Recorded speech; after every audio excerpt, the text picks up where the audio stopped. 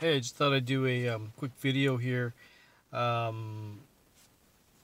don't have the car to review, but I just spent a week driving the car, and that is a 2019 Jetta from Thrifty Rent-A-Car.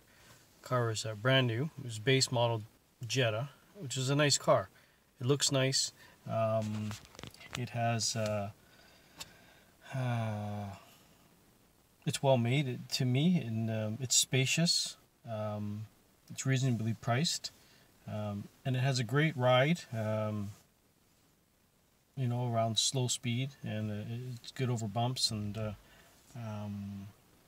But I drove it in California at Disneyland, and just that drove it on the highway, and you're doing like 80 miles an hour on the highway there, and you're amongst other cars, and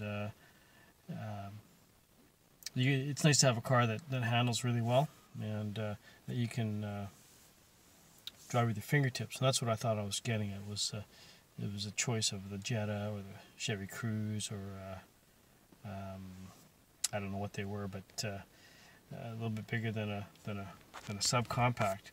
And I thought I'd get a German car that would do well high speed and be very precise driving. And the first 20 minutes of driving this car, I had a hard time keeping the car in its lane. I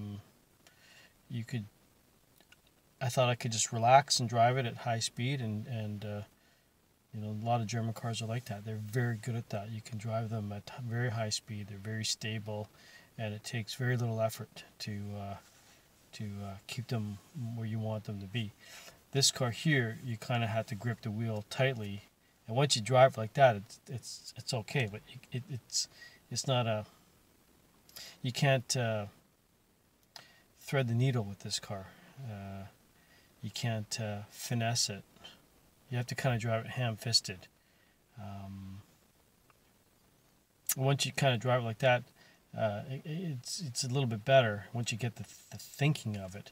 And the reason why, it's because partly is the rear suspension. It's a torsion beam rear suspension. If you look at the torsion beam, how that particular one is made, it's all stamped steel. So it's not only giving you the negatives of a solid rear axle, but it's made out of stamped steel, which is kind of flexing every time it hits a bump or has some weight on it. It has a flex to it. So when you put a steering input on it at higher speed,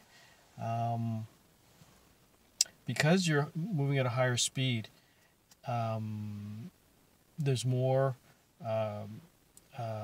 force on lateral forces that come into play on the wheels.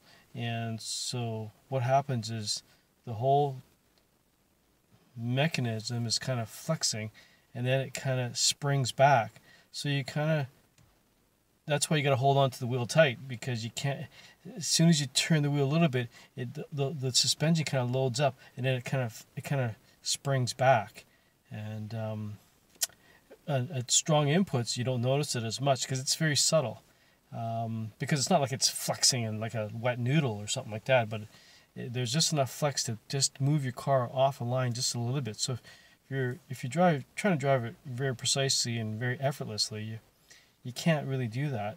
The car's kind of moving around all the time on you. So that's very disappointment on the 2019 Jetta, and I just thought I'd give that review. Unfortunately, I don't have the car here. I'm not able to do a professional review like some of the professional guys are doing.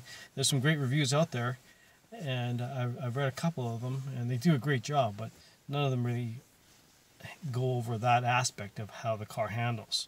And I thought I'd just give that little thought there. Thanks for watching. Bye.